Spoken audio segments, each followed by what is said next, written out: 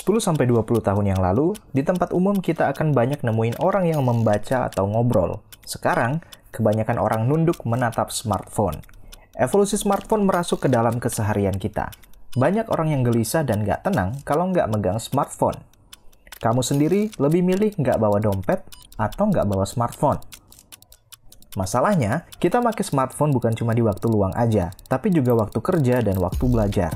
Saking ketergantungannya, akhirnya waktu pun berlalu nggak kerasa. Bisa jadi, smartphone adalah penyebab utama kita menjadi malas dan suka menunda-nunda. Ada sebuah studi dari New York Times Consumer Insight Group yang mengungkapkan apa sih motivasi dari orang-orang untuk sharing di sosial media di tahun 2018. 5 alasan teratas pengguna internet memakai sosial media adalah: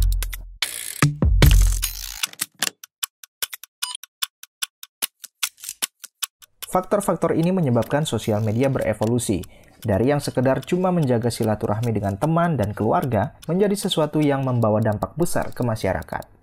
Pengaruh sosial media ini digunakan untuk berbagai kepentingan, politik, bisnis, budaya, pendidikan, karir, inovasi, dan masih banyak lagi.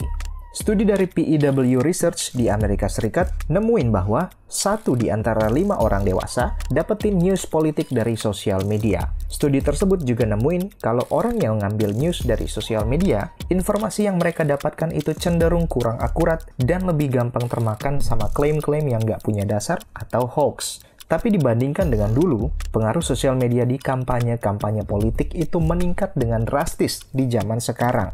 Kita bisa lihat orang berantem, menggerakkan massa, hanya dari sebuah tweet atau unggahan di sosial media. Ini karena pengaruh sosial media yang menghubungkan orang-orang di seluruh dunia, borderless. Orang-orang bisa berkomunikasi dan bertukar pendapat dengan bebas. Hampir 1/4 populasi dunia menggunakan Facebook. Di Amerika Serikat sendiri, 80% dari pengguna internet adalah pengguna Facebook. Orang-orang yang punya suatu pendapat pasti akan bertemu dengan orang lain yang punya pendapat yang sama melalui internet. Borderless. Akhirnya bisa menjadi sebuah perkumpulan, klub, komunitas, bahkan gerakan sosial.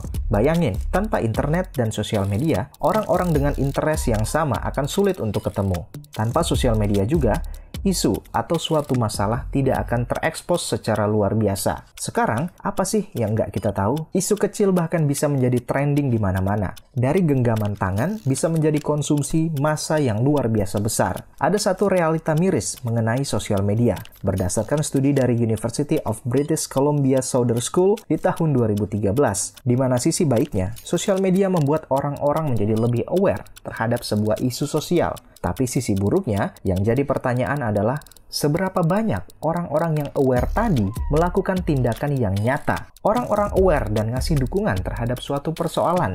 Tapi masalahnya, kebanyakan dukungan ini cuma terbatas hanya sekedar tombol like saja. Salah satu efek yang kita alami tapi mungkin kurang kita sadari di sosial media adalah relationship atau hubungan. Kita selalu membuat hubungan pertemanan di sosial media setiap hari daripada pertemanan beneran di dunia nyata. Kata teman di sini menjadi sedikit abu-abu.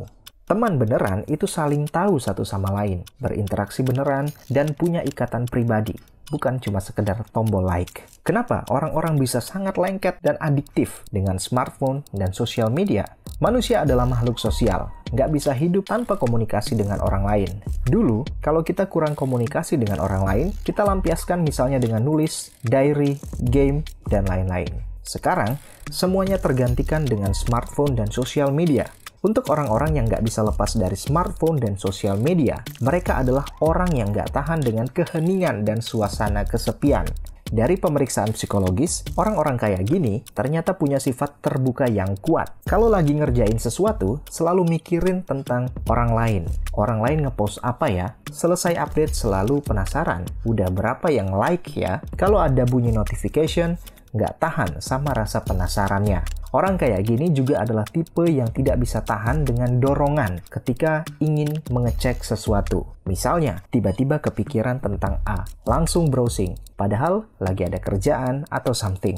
Rasa penasaran ini seperti bola salju yang makin lama makin besar karena selain nyari A, ternyata juga akan nyari hal lainnya yang nggak begitu penting. Akhirnya nggak sadar udah sejam lewat. Ini akan membuat kita terlihat malas karena waktu terbuang percuma tanpa disadari. Di hidup ini pasti ada orang yang suka pamer. Orang yang suka pamer ini akan selalu ribet posting supaya terlihat sempurna. Mereka akan sangat senang ketika diberikan komentar berupa pujian, like, dan lain sebagainya. Akhirnya jatuh ke dalam perasaan narsis. Yang lebih parahnya, ada orang yang bahkan rela untuk berbohong. Mereka mengambil foto orang lain, diedit, dan seolah-olah itu adalah mereka. Fenomena membanggakan diri sendiri meskipun dengan berbohong seperti ini bisa kita sebut dengan narsisme. Dulu waktu kecil kita mungkin pernah menghayal punya rumah mewah, mobil mewah, atau barang mewah lainnya. Tapi seiring berjalannya waktu dan bertambah usia, kita mulai dewasa dan realistis. Kalau nggak bisa kesampaian, ya sudah. Tapi ada beberapa orang yang nggak bisa keluar dari mental seperti ini. Mereka maksain kalau keinginan mereka harus terwujud untuk memenuhi rasa kepuasan dan gengsinya, walaupun harus dibayar dengan utang. Mereka bikin excuse sendiri kalau mereka butuh barang atau hal tersebut. Padahal kenyataannya, mereka hanya ingin pamer supaya orang lain kagum sekaligus iri. Tipe orang narsis seperti ini akan sulit untuk lepas dari smartphone dan sosial media, karena akan sibuk untuk mencari perhatian dan validasi. Kita bisa kecanduan sosial media karena munculnya hormon dopamin dalam otak kita. Bermain sosial media bisa menyebabkan otak memproduksi zat ini yang mana sama persis saat kita bermain judi atau memakai narkoba, supaya kita terus-menerus memakai sosial media selama mungkin. Studi menunjukkan kalau jumlah likes, retweet, dan share yang disediakan oleh sosial media mempengaruhi bagian otak kita yang mengatur tentang kebahagiaan. Efek ini sama seperti efek jika kita memakai kokain. Jadi saat kita mendapat like atau retweet misalnya, area otak kita akan merespon dengan melepaskan hormon dopamin tadi yang menyebabkan kita merasa bahagia. Faktor lainnya yang menyebabkan kecanduan sosial media adalah bagian otak yang mengatur kebahagiaan ini paling aktif saat kita membicarakan tentang diri kita sendiri. Sosial media adalah tempatnya orang-orang pamer kehidupan dan pencapaiannya. Jadi, orang-orang show off tentang dirinya yang mana membuat 80% area otak ini lebih aktif lagi.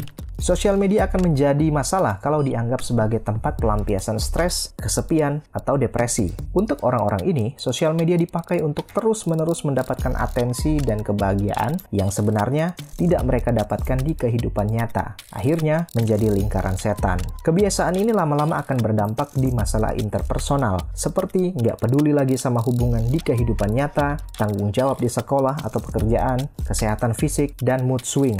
Algoritma di sosial media membuat kita tidak melihat seluruh konten yang ada, tapi konten yang sesuai dengan interest kita. Akibatnya, kita mungkin melihat konten seseorang yang punya kerjaan bagus, pasangan serasi, rumah yang bagus, kendaraan yang mewah. Di satu sisi, ada yang merasa bahagia dan terinspirasi kalau melihat konten-konten ini. Yang lainnya, ada yang merasa iri, cemburu, bahkan depresi karena merasa tertekan dan gak bisa apa-apa karena tidak bisa hidup sempurna seperti yang mereka lihat di sosial media. Studi menunjukkan kalau pengguna sosial media merasa kalau pengguna lainnya lebih bahagia dan lebih sukses dari mereka. Apalagi kalau mereka nggak kenal di kehidupan nyata. Sosial media ngasih ruang untuk orang-orang membandingkan kehidupan real mereka dengan versi orang lain yang sudah diedit dan terlihat sempurna. Yang pastinya ini akan ngerusak kesehatan mental seseorang, kayak depresi dan gelisah alias anxiety. Aspek lainnya yang muncul akibat kecanduan sosial media adalah fear of missing out, yaitu ketakutan nggak update atau terlibat di kegiatan sosial. Misalnya, mereka ngelihat konten temannya yang lagi pada nongkrong dan dia nggak diajak atau lagi traveling.